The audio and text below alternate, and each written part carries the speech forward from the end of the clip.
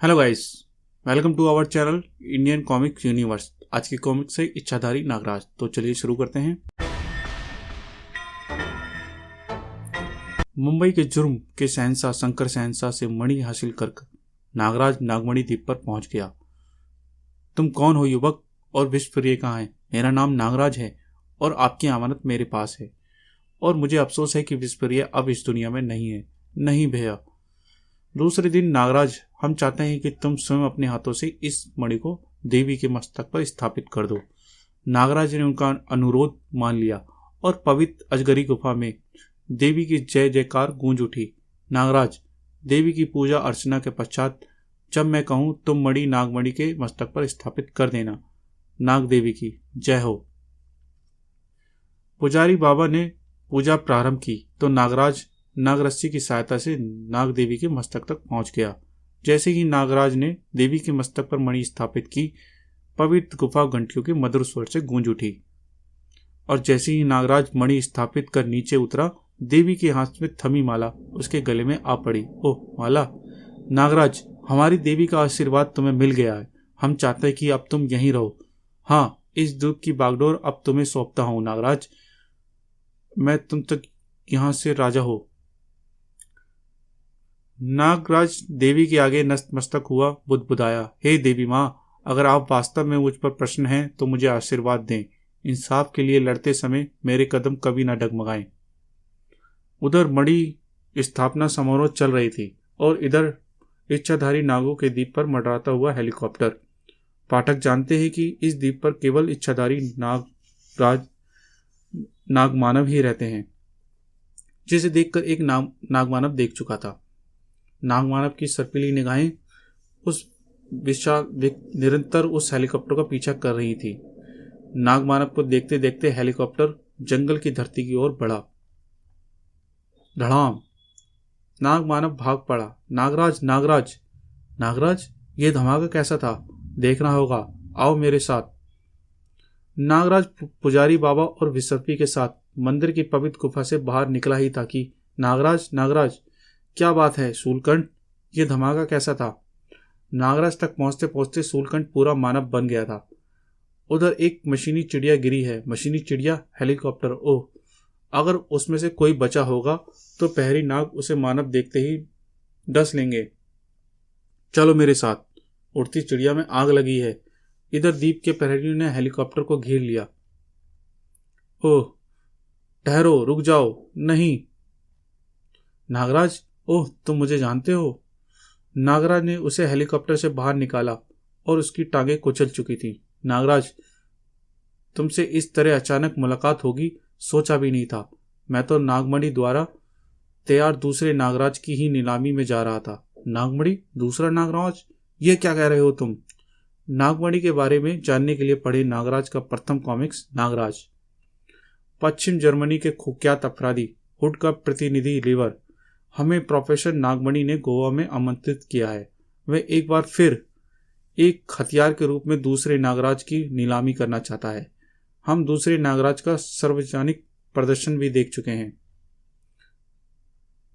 इस बार उसने अपने हथियार का नाम नागदंत रखा है। नागराज और नीलामी में भाग लेने वाले कुख्यात अपराधियों के सामने उसका विश्वव्यापी सार्वजनिक प्रदर्शन करके वह नागराज यानी तुमसे भी कुख्यात कर चुका है। अब नागराज का नाम आतंक के पर्याय में बन चुका है। वे सभी लोग नागराज के दुश्मन बन चुके हैं जो कल तक उसे देवता की तरह पूजते थे। नागराज को मार डालो, नागराज हत्यारा है।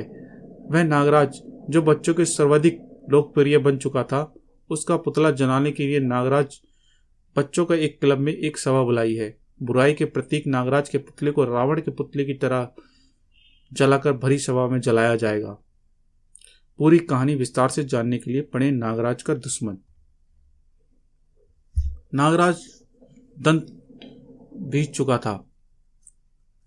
अब हम भी नागमणि के निमंत्रण पर नीलामी में भाग लेने गोवा जा रहे थे। ये दुर्घटना घट गई। उफ, लगता है मैं बचूंगा नहीं।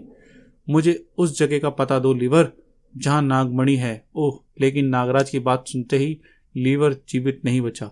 ओह, इसका मतलब प्रोफेसर नागमणि और एक और नागराज का निर्माण कर चुका है। इसका मतलब एक बार फिर हथियार के रूप में करना चाहता है। नागराज को उस शक्ति की दोबारा कुछ नहीं मिला। और तब पुजारी बाबा, आप सब कुछ सुन चुके हैं। इस समय मेरा भारत जाना बहुत आवश्यक है। लेकिन नागराज, तुम हमारे राजा घोषित किए जा चुके हो। तुम्हारे द्वारा द्वीप की बागडोर कौन संभालेगा? नाग कुमारी विसर्पी, और विसर्पी तुम्हारा मार्गदर्शन करेगी पुजारी बाबा। और एक पल भी बिना आरंभ किए नागराज का सफर, मुझे इस नए नागराज को हथियार बनने को रोकना होगा। और फिर गोवा में इंटरनेशनल चाइल्ड क्लब के ऊपर गुजरते हुए, अरे यह क्या, मेरा पुतला? उसी क्षण नागराज बेहतर सा चुका। ओह, ये तो हुबहू मुझसे मिलता जुलता है।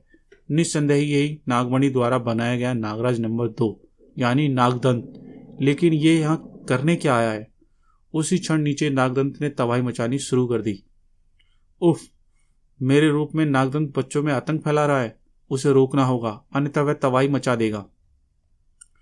और अब नागराज नागदंत के सामने था। ओह नागराज, तो तुम आ ही गए।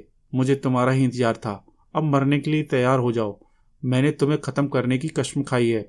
हत्यारे, तूने नागराज के भेष में जो कुछ भी किया है उसकी सजा तुम्हें जरूर अवश्य मिलेगी। नागराज ने अपनी सर्वशक्तियां नागदंत पर छोड़ी। नागदंत ने भी सर्वशक्ति का इस्तेमाल किया। ये शक्ति केवल तू ही नहीं, मैं भी इस्तेमाल करता हूं नागराज।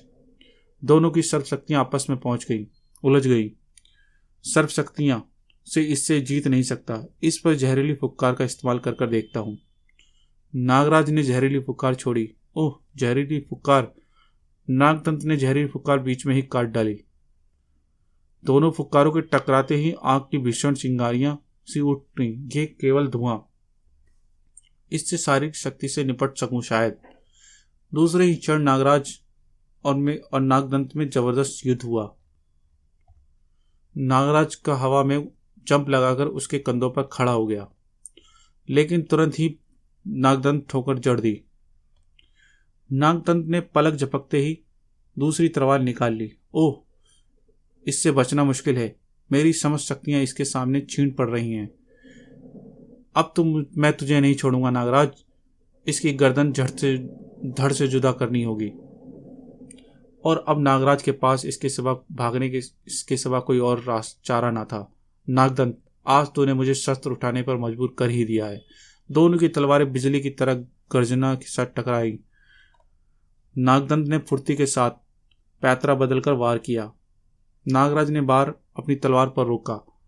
नागदंत विद्युत की तेजी के साथ नागराज से पुनः झपटा। नागराज के पास उसके हर बार का जवाब था। नागदंत की ताकत तलवार का वार नागराज के सिर के ऊपर से निकल गया। उसके बाद दोनों में भीषण जंग छिड़ गई। तभी नागदंत के भरपूर बार से नागराज की तलवार 2 टुकड़ों में बट गई। ये देख नागदंत भयानक ढंग से ठहाका लगाकर हंस उठा। हा हा हा, नागराज, अब तू मेरे हाथों से नहीं बचेगा।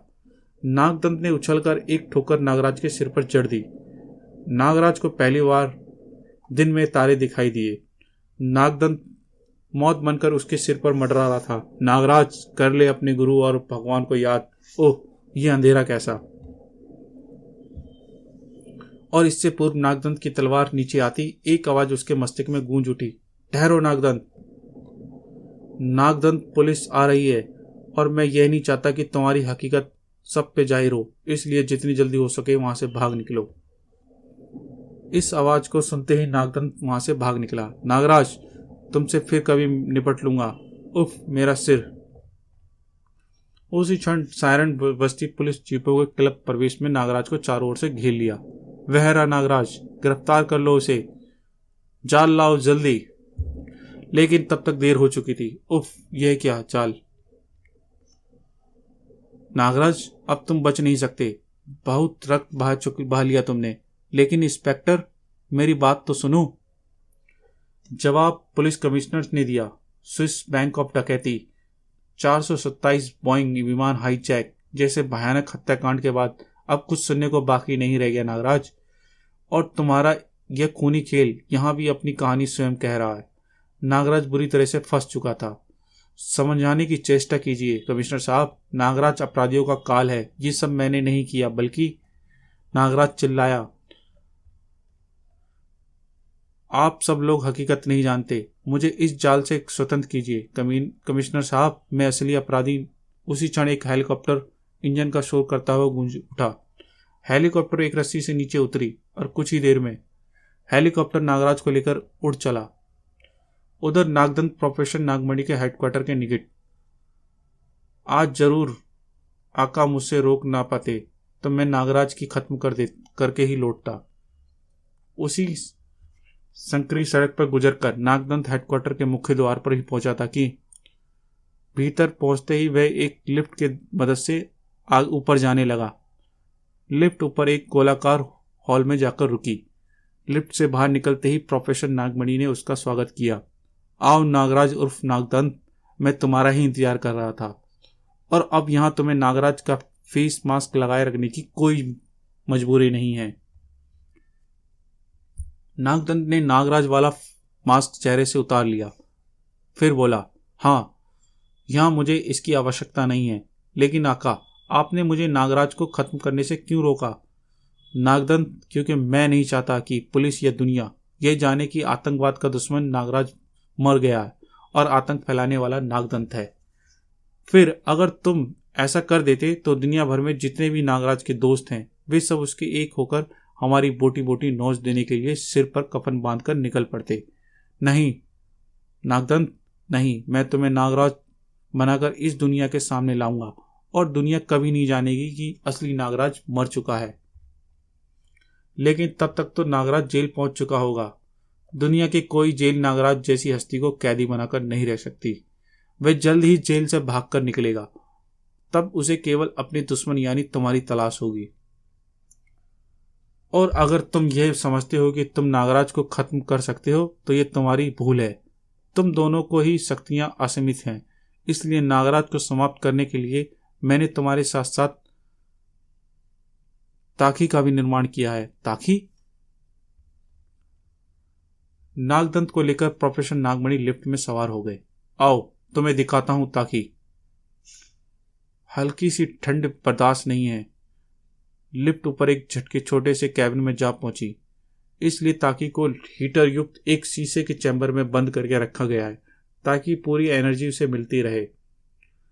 इस समय हम उसी चैम्बर के बाहरी हिस्से पे गैलरी पर यह दीवार बीच में हटते ही तुम्हें ताकी को देखोगे।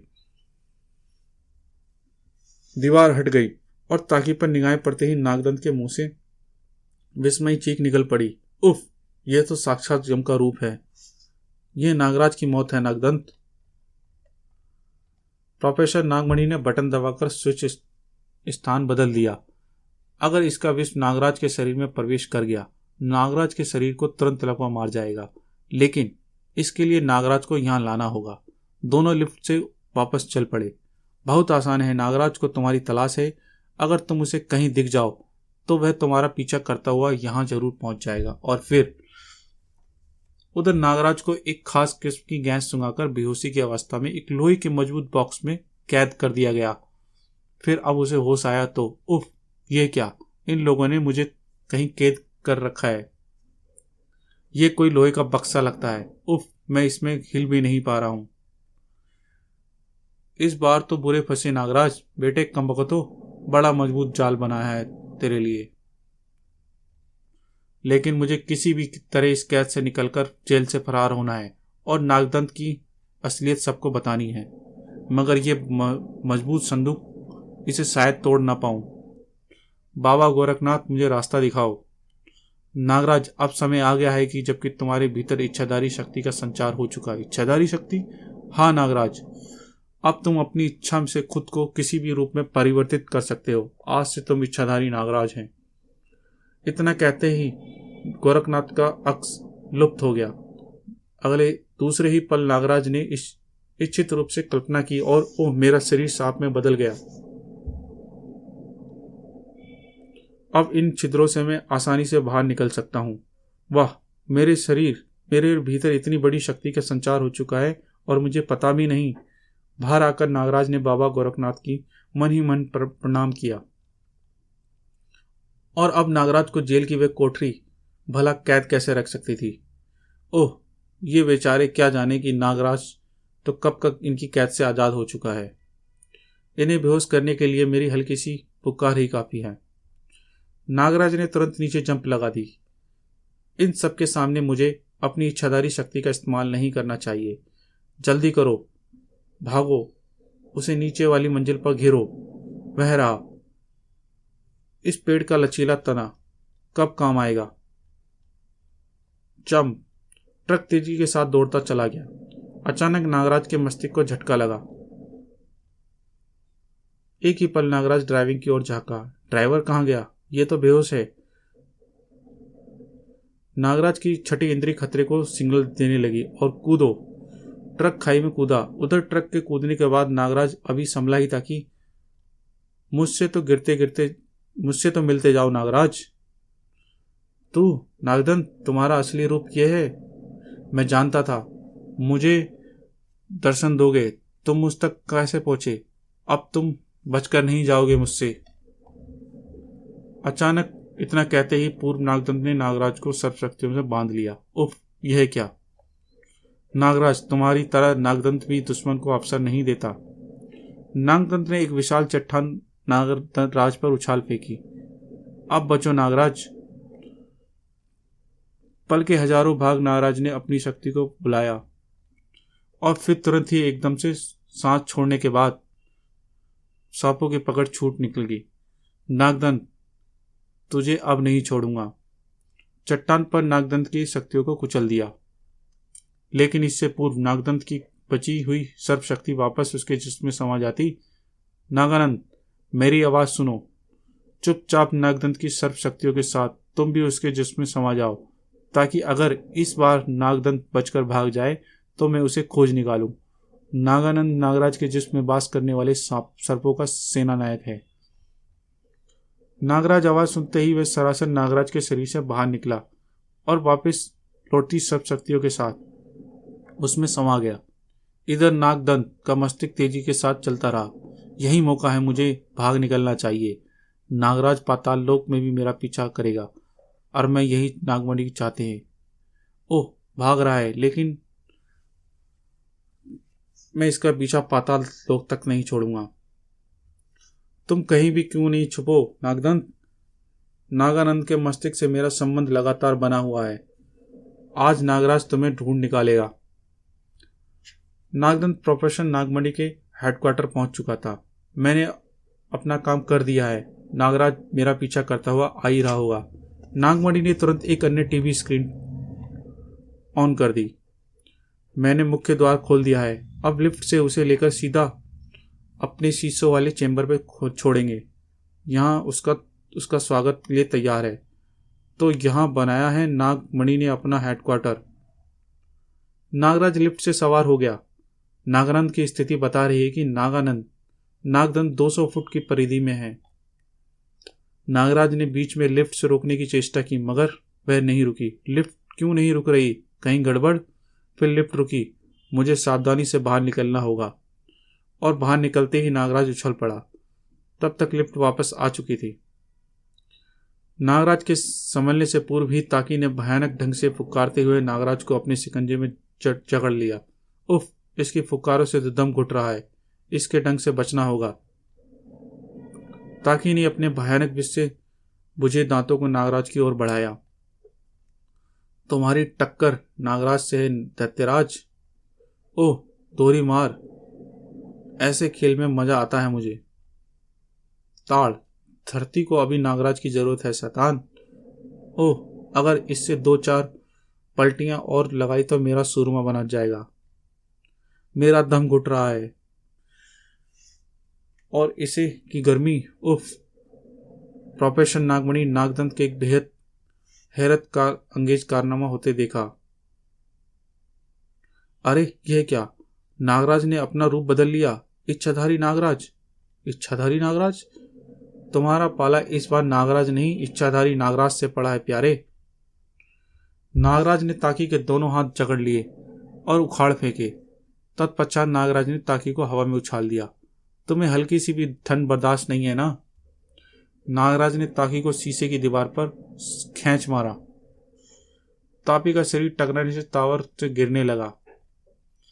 अब तुम्हारा नंबर है नागमणि और नागदंत, तुम्हें तो मैं जीवित ही अपने द्वीप पर ले जाऊंगा। नागराज टावर की दीवार पर उतर गया और नीचे की ओर बने गोल कैबिन की ओर रेंगने लगा। उधर नागमणि ये दृश्य देखकर चीख कर भाग खड़ा हुआ। उसने ताकी को मार दिया। उसने भीतर इच्छाधारी शक्ति का संचार हो चुका है। उफ, मैं तो भूल ही गया था कि आज ही नागराज इस इच्छाधारी शक्ति का स्वामी बनेगा। भागो नागदंत, जान बचाओ, थोड़ी देर बाद खड़ा हो जाएगा। ठीक उसी पल नागदंत के जिस्म पे नागानंद भी तेजी के साथ बाहर निकला। उफ, यह क्या? नागमणि के मस्तिष्क पर नागानंद का बार। उफ!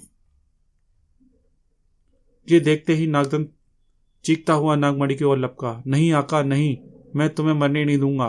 तुम्हारा सारा जहर चूस लूंगा। मैं नहीं बचूंगा। नागदंत ने पागलों की समान नागमणि के मस्तक से विष चूसने की चेष्टा की। मैं नहीं बचूंगा। नाग, जीवन भर सांप और भयानक विष से भरे मैंने खोज की और मेरा अंत उसी से हुआ। जलन। ओ नहीं आका। नागदंत की पीठ पर पड़ी ठोकर ने उसे हवा में उछाल दिया। नागमणि जिंदा रहा तो विश्व में जाने कितने तुम जैसे नागराज और पैदा होंगे। उसका मरना आवश्यक है नागदंत। तुमने मेरे आका को मार डाला।